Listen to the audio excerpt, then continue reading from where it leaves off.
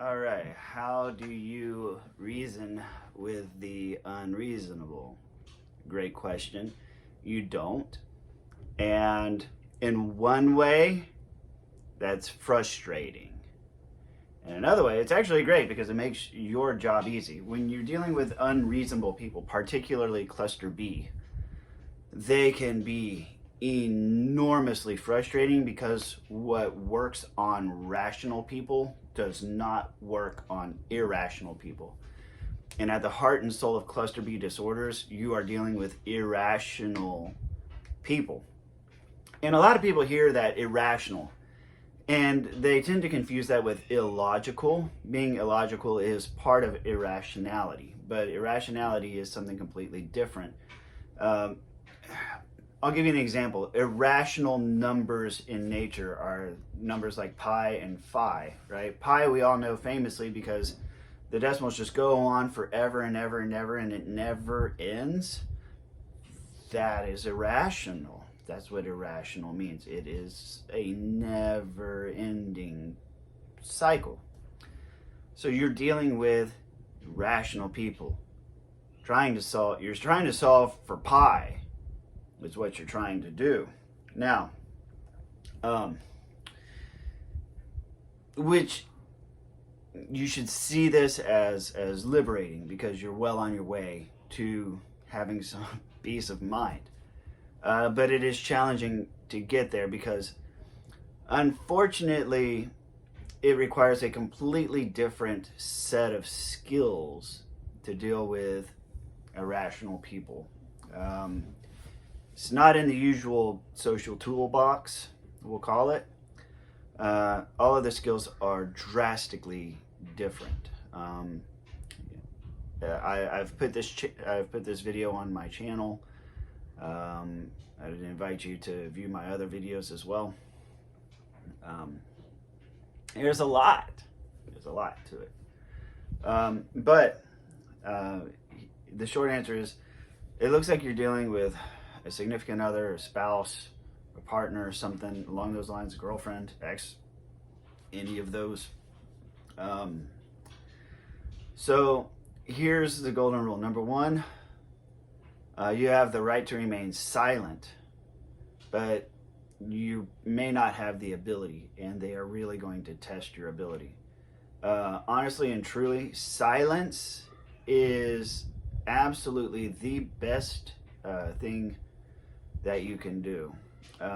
There's plenty of other videos to explain it on this channel, but the short answer of it is, at a high level, you're dealing with a conflict seeker. Conflict requires two people.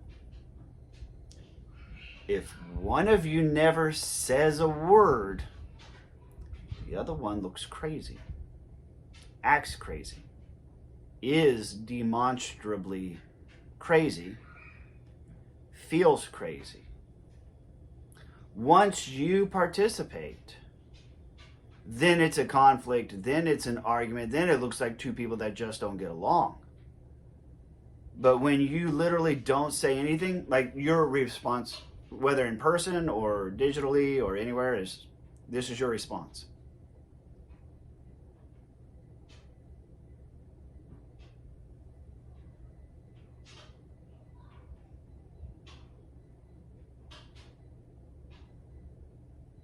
And literally no words come out of your mouth. No words. It is very difficult to do starting out, but it really is the most effective way of dealing with irrational people, because a conflict cannot exist with fewer than two participants. There can be no conflict if you do not participate. They want the fight, right? That's what she wants. She wants the fight. Whatever the subject is, doesn't matter. It doesn't matter to a cluster B person, because what they want is the fight and the feeling of victory that comes from the fight. Whatever the subject is really inconsequential. They don't care what it's about. And that's one reason why when you're actually fighting and arguing, you are impassioned about whatever the subject is. They could give a they could give a shit what the subject is. They want the fight and the victory and the feeling that comes with it. And that leads me to the next part of this, which is, okay, how do you deal with somebody like this if you can't say anything, but you have these things that you care about? How are you supposed to defend and protect what you care about in dealing with these people by doing nothing and saying nothing? And you're just supposed to be the victim? And the answer is well, no. Cluster B people are actually notoriously easy to manipulate once you understand the pathogen of their psychology. So, cluster B personalities, the whole spectrum of cluster B arises from borderline personality traits and attributes. And what borderline is, briefly, is a state of mind that borders between a psychosis and a neurosis, right? Psychosis is everything up to schizophrenia, right? It's something that's in their head. A belief or a perception, something along those lines. Neurosis is like a nervous anxiety kind of thing. Think of like a puppy that's constantly chewing, that just has to chew. And even when you take something away, they'll just chew on air, right? That is neurosis. So the combination of the two is they have this idea, this false perception of something, and this nervous chewing anxiety kind of dynamic that comes together. And that is at the core of cluster B disorders. The other hallmark of people who are cluster B is they tend to feel disproportionately large or intense emotions around the board, right? So work hard, play hard kind of people. They love big, they hurt big, right?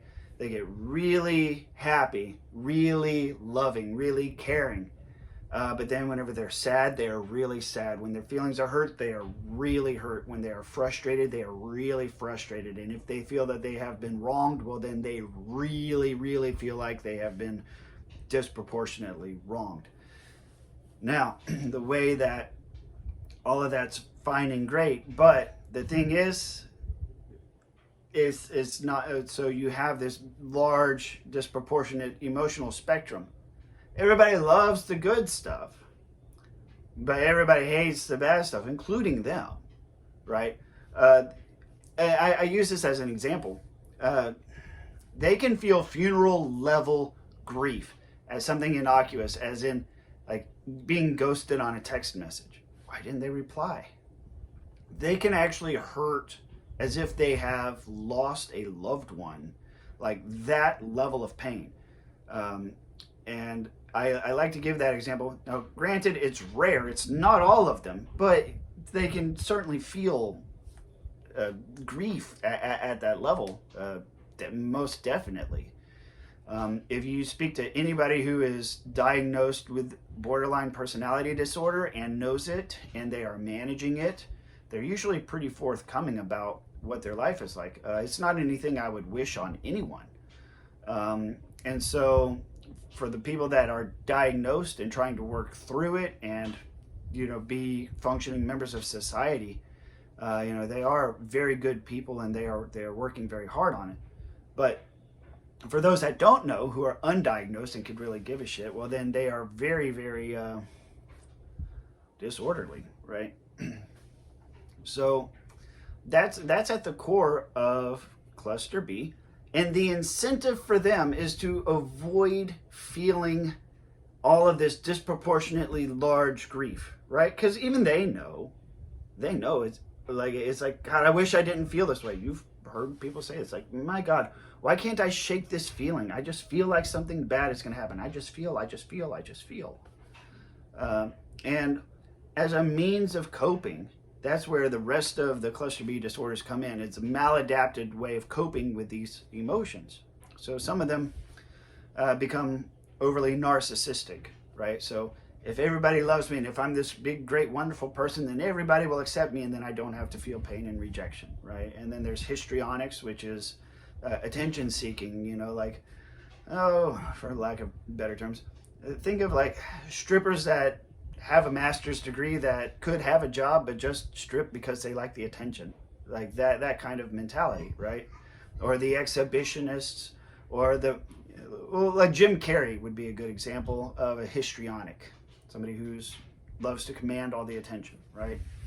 And then there's the antisocial people who really just, the antisocial disorder is they don't really care about rules, laws, and all of that stuff that say, like, they're just going to do what it is they want to do so they don't have to deal with any of the negativity, right?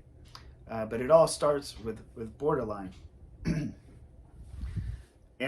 So what happens in all of their minds then is it gets to a point where their subconscious and the parts of your brain that interpret objective reality around you start to get tuned automatically to perceive things in a way in which they can immediately avoid feeling bad, like feeling sad or shame or guilt or feeling insulted, stuff like that. And they replace it all usually with anger. So when you're dealing with a cluster B person and they're angry, chances are good that's a substitute emotion for sadness and pain, because they don't want that. They're trying to hedge against that because those feelings are huge. They would much rather choose anger and point it at you. So when they're angry, they're not actually mad at you. They are avoiding sadness, and you have to if you want to maintain your sanity, you have to understand that is huge when you're dealing with them. Now, how do you get what you want? And the short answer is you can manipulate them, provided your objective is to get them to do what is in everyone's best interest, so they can be the hero, right? You set it up so like they're the hero. A good example of that, I'm divorced. My son is enormously overweight. My ex-wife has been overfeeding him. I took him to the doctor's office because he got into some tall grass and he got some bug bites by a bug that's called chiggers. Not to be confused with jiggers, but chiggers. He had a bunch of bug bites. I took him to the doctor's office. She asked about it, and while he was there, they showed us his BMI, and it was off the charts for obesity. And I confronted her about it. And she said, well, you know, it's a conversation I've had with him before. Yeah, that is much higher than I expected. I think he's probably been sneaking food again and sneaking foods that he's not supposed to sneak, because all of the food, we only eat healthy food here, and like 90% of our meals are home cooked. And I showed this to my son, and he was like, gosh, she's lying, right? I know she's lying, but she's trying to avoid feeling the shame and the guilt that okay, it's clearly her, you know. And when I was like, sneaking what food? How is he buying food and sneaking it into the house? Right? Now, I could have continued on and on and on with going back and forth with her, but see, I know this about their psychology. So my answer to her then was, it is not rocket science. He overeats because you overfeed him. That is why he is overweight. Nothing else matters. Be a good mom and feed him healthy food. And that was it. And then I shut up. And the thing is, because of that irrationality in their head, the cycles, when you hit them with a truth bomb like that, and then you shut up, and it's the last thing they've heard, it resonates in their head. Be a good mom, feed him healthy food, stop overfeeding him, and then put my phone away. that's how you have to do it. And of course, like the string of messages that you had, I got the whole string of stuff, because what they're going to try and do, if you don't say anything, then they have to try and find their own mental path out of the sadness, because what they will usually do is change the subject or find a way to put fault on you and put it on you so they can target anger at you, and then they don't have to feel those feelings at all. So she was going through all that. And so I waited about an hour until I knew that she had worked her way through it. And then I hit her with one final thing. And what was it? It was really just a repeat. Look, none of that matters, because it's exactly like I said. He is overweight because you overfeed him. Feed him healthy food. Be a good mother. Take care of our son. Right? And at that point, because it was just an unexpected bam after the fact, the only message I got back from her was, be a good mom, LOL, F you. And that was it. Because she wasn't going to go down that path anyways, because she had just done all the work to climb out. She didn't want to go back to it again. And that's a technique I call the double tap. So in a nutshell, there's tons of more resources and tons of videos on my site or on my channel. I would encourage you to look at them. Ask questions in the comments. I do my best to monitor the comments, and I try to get around to everybody, especially people who are asking questions. Every once in a while, I'll take a week or two off. But for the most part, I try to stay active. I try to interact with people. It's a small channel, but dedicated following. It helps some people, so hopefully this helps you. If you get any other questions, let me know.